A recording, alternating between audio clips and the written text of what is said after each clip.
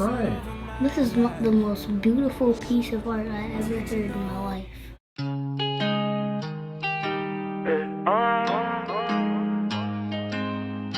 Hey there YouTube, welcome to JT Picks, and today I'm going to be talking about KB's HGA 2.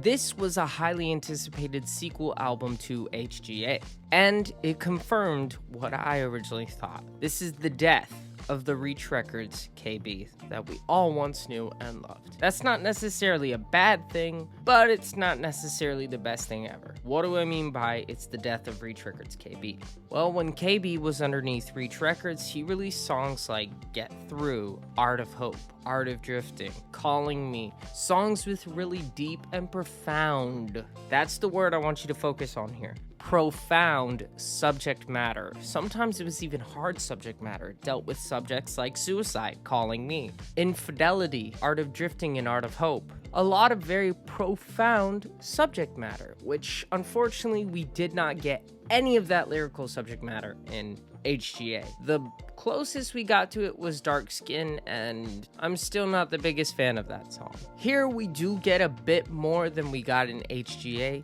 but it's still not enough. To me, this is evidence that that Reach Records KB is dead and gone, and I'm not gonna see him again. This is the HGA KB, the one that signed with Provident.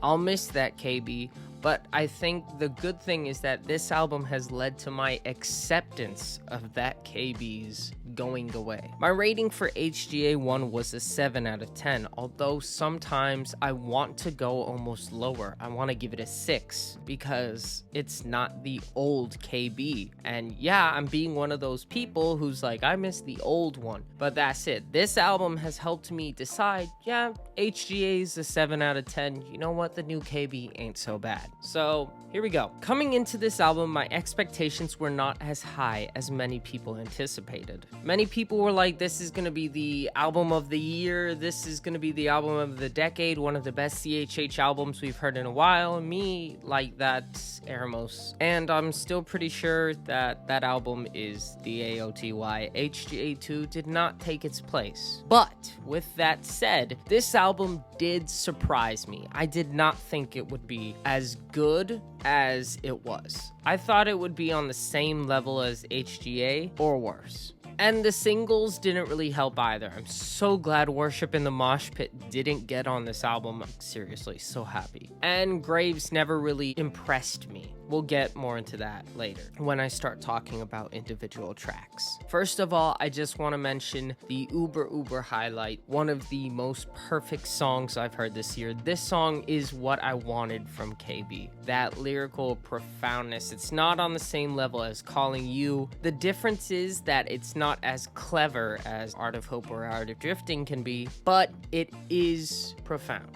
And that is Daddy. It is beautiful, it's touching, it's powerful. It has me crying like a baby. As of right now, I've heard it about 5-6 times, and each time my eyes have welled up with tears. It's a very poignant song, and it will bring healing to everyone who listens to it, because at the end of the day, it doesn't matter if you didn't have a father, if you did, if he was good, if he was there, if he was not. Fathers are human beings. They're gonna let us down, and it's gonna bring healing to everybody, especially the line, I forgive you, Daddy. That just broke me. Then there's that part where you'd think it ruined the intimate feeling of the song, because the song is really piano and very almost acoustic, even though I don't know if acoustic is the right word for it, but it's very, very intimate, very quiet. But then there's this part where it's like, Daddy, don't you worry, da-na-na-na-na-na, and like the horns come in and you hear some synths, and then there's an 808 under there, and I was worried that it would undercut the rest of the song, and it didn't. It actually made the moment where it stripped back and he said, I forgive you, and the piano came back very softly. It made that all the more powerful. So in my scoring session, I gave the song a 10. It's still a 10. This is a perfect song to me. I want a song to move me on an emotional level, and this one has moved me every time I've heard it. Even though that's a perfect song, are there any other good songs on this album? Yes, there are. You have highlights like the singles King Jesus and Easy, both amazing songs. I wrote this on an Instagram post. I wrote Easy when it first came out. He solos all of HGA, and it does.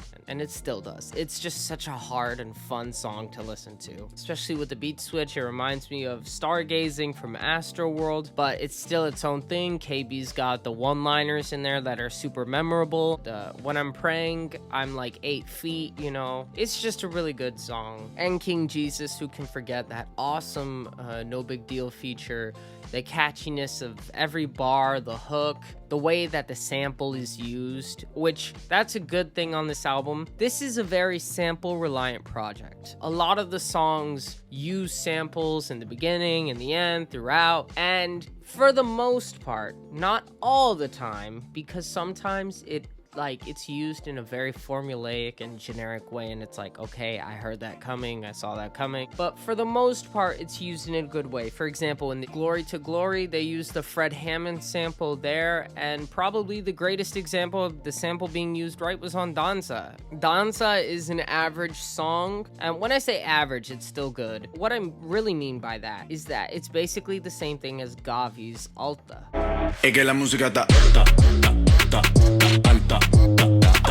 So it's been done before. You're always looking for something new though, because if it didn't have that sample, I'd be like, okay, I'm just gonna go to Gavi's Alta because it's the same exact thing. But the sample took it and went, no, I'm not the same exact thing. I have a really dope sample usage in the beginning, I weave it in the middle and in the end, and so it becomes something more than Alta. So now I have 2 cool options to go to constantly, which that's what you want to do in music. My only complaint with Danza would be that KB only raps in the beginning, so technically this could have been Nico Eme's song, or even Kardec's song with a KB feature. KB needed to be on it a little bit more, but that's the thing with this album. There's a lot of little nitpicks, and they do add up, and they do take away from the overall project, but it's nitpicks. Even though they add up, like, it's smaller problems, there's no overriding huge flaw in this project, which I thought there would be. Moving on, I honestly had a problem with the album cover originally and like the story of the album, even though this is a compilation album, which means it doesn't really have an overarching story. It's more just like different sounds. The quote-unquote story being told with the album is that this is going to be a mixture of KB from each of his eras.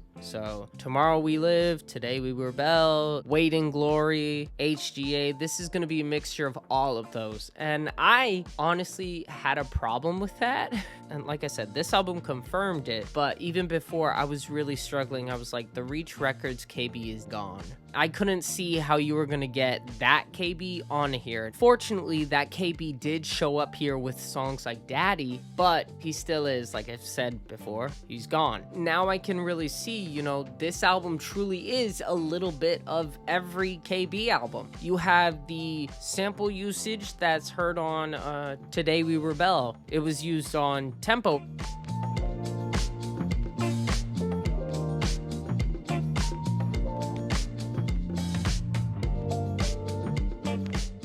Then you have the intro track, Intro to Glory. They use a sample of one of KB's older songs, Zone Out, reminding you of that project, Wait in Glory.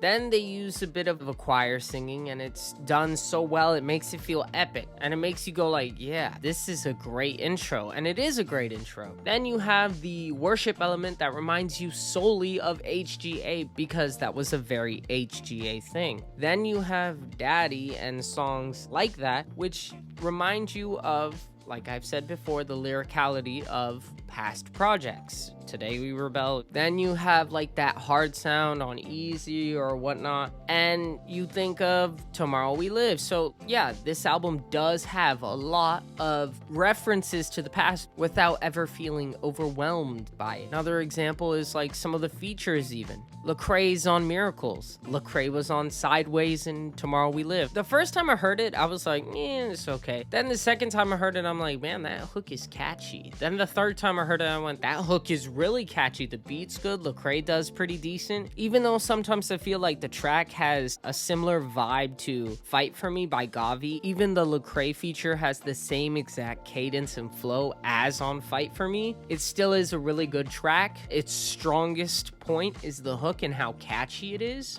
1, 2, 5, 10.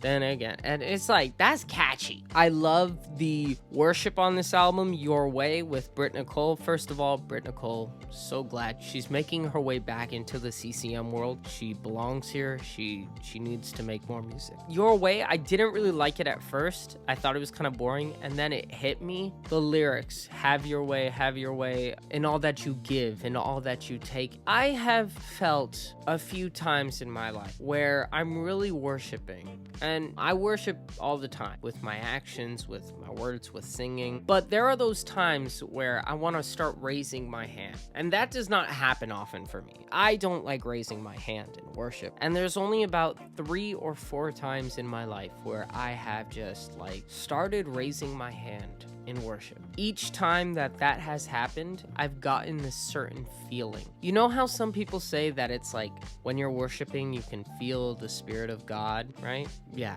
And I got that with this song, Your Way. I feel the Spirit of God. When I'm listening to the song and I'm singing the words and I'm like, Lord, have your way. You give, you take, have your way. And it's just so beautiful. So really great job with some of the worship on this album, KB. Much more impactful than HGA, in my opinion. So now I want to talk about Graves. That feeling, that thing that I just mentioned on Your Way, I feel whenever Brandon sings the outro, that I feel it then. Then KB, why? There is a problem with the song Graves. Here's the problem. Each part of it, KB's part and Brandon's part, is really good on its own. KB's part, I would say, is probably like a 7. Brandon's part, it's a stinking 9, almost a 10 basically. But together, they're not good.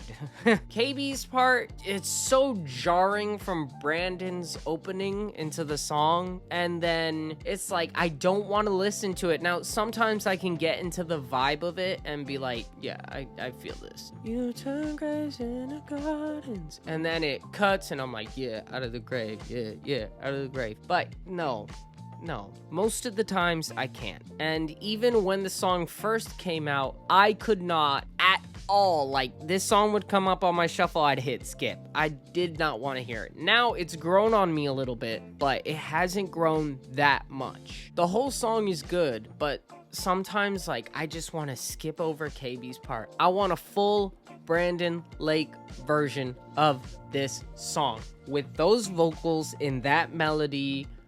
Please. The way they do it here, it's just so epic. I want it. I want a full version so I can just like really worship in a mosh pit almost. And once again, KB's part isn't bad. In the end of it, they make a little more of an effort to transition KB's part into Brandon's, and it does kind of work, but even then, like, it's still not as strong. So I would say those work better as 2 completely separate songs, not the same. You got the song with, I believe it's called Imagine That, with Portia Love and Wande, and that's a good one. The sample used literally at just the beginning, come on. You guys used that sample for Don't Worry About It, another song with Portia Love and Wande, so you shouldn't really have used that sample. Yeah. You shouldn't have used it. But it's not a bad song. It's actually a banger, if you want to use that term here. The one with Limo Blaze, the Away. Afro pop can get really tiring to me, but he kind of kept it a little bit fresh, so I was like, hey, this isn't bad. This album just had a lot of pretty good moments. There was one moment on the album where I was like, yeah, why? And that was Talk to Me Nice. You wasted a good SO feature. Like, SO did not do bad. SO did good. And the production on the song is like, okay. But what angers me is two things about the song. One, the beginning. You have this like dark and haunting, almost Travis Scott-esque feeling in the beginning of the song. It's like you start to hear the sample kid singing, and then you got these dark synths, and it's like, oh, you feel it looming, and it's like, ooh, this is really good. And then it almost like low-key switches up. I know it's not trying to switch up, but it feels like a switch up because we go in a different direction, and then the drill hits, and it's like, oh, it's another drill song. And as far as the drill beat goes, it's okay. It's not more impressive than the drill we heard in King Jesus Part 2, but the thing that angers me even more than the beginning was KB's entire use. He didn't even just use a small bar again. My favorite part of King Jesus Part 2 was you pray into the universe, but the universe don't have no will. You give him praise to the universe, but the universe give praise to him. That bar, actually bars, because it's two, is used in its entirety here. It's not even like part of a bar, which KB has done that before, where he uses part of a bar that's been used on tracks before. I remember there was one on Dial It, the one with Ray Emanuel. He used a bar from there that was used somewhere else, or he reused a bar from there. I forgot exactly what it was. It's been a while since I've heard that song. But the point is, he's done it before, but he doesn't do it in like very large sections. Maybe he'll use half of a bar somewhere else. Even on this album, he's done that, the use of P's, the alliteration, the picked apart a P to pepper, you know, using the P's. The first time I remember him doing that was on Tempo, and he's done it like 3 times. I'm pretty sure he did it on HGA, and he's done it here, and I think he did it on a single also. I forgot. But he's done it multiple times. Him reusing is not what angers me. What angers me is the amount he reused. He reused the entire bar again. That is frustrating because I've told you guys before, if I'm listening to a song and it offers me something that I can find somewhere else, why am I going to listen to this song? If I want a good Christian drill beat, a good KB verse, a good SO feature, I got all 3 of those things in King Jesus Part 2. That's a better song. So why am I gonna listen to Talk to Me Nice? The only thing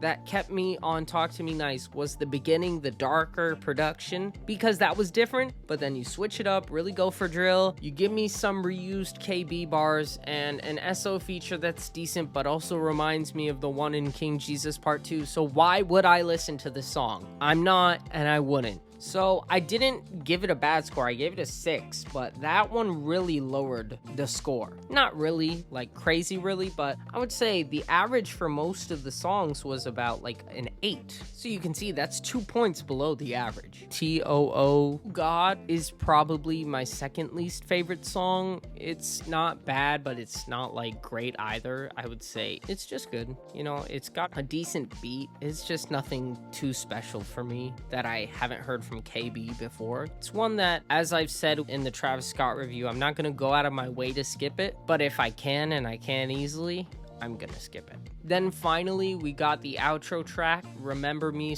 / Baby Mama, which I really like the beat switch up there. It's actually really good. It's really hard. I vibe with it heavily. I mess with it heavily. Although the outro where KB talks about his book, Dangerous Jesus, and you know that, and he just says a bunch of things, I feel like that must be a situation similar to Gavi's Heathen. Remember he had that 6-minute outro on Sinner's Chaos? Gavi did the same thing, and I didn't like it at first, but now I kind of do. I mean, I still don't love it, but I don't dislike it. I actually welcome it now. So I feel like something similar will happen here where I'm like, at first, and then like soon it'll grow on me and become purely funny and enjoyable to listen to. So I'm gonna let time work on that one for me. Overall, I think this is a really great album. My expectations were here and it went here. You know, like I did not think this album was even gonna meet those expectations. So even an inch above those expectations would have been supremely amazing. I thought this was going to be a 7. I've started doing it now in my scoring session. I write what I think the album's gonna be. So I just wrote, I thought this was gonna be a 6.5 to a 7. And the album's an 8.